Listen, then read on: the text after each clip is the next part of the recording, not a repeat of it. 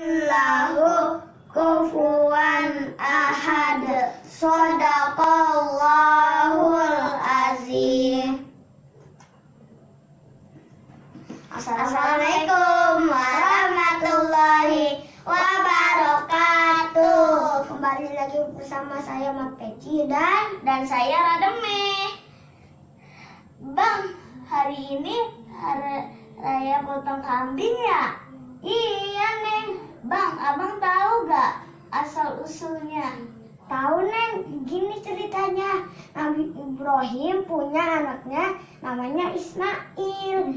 Dia bermimpi anaknya disembelih. Nah, terus dijadiin sama Allah kambing.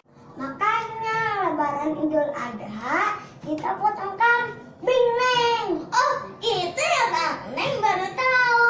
Ngomong-ngomong, ada pantun gak Bang? Punya dong. Yuk kita ucapin. Malam Jumat baca Yasin, paginya si Mamat sholat duha. Mohon maaf lahir dan batin. Selamat Hari Raya Idul Adha. Wassalamualaikum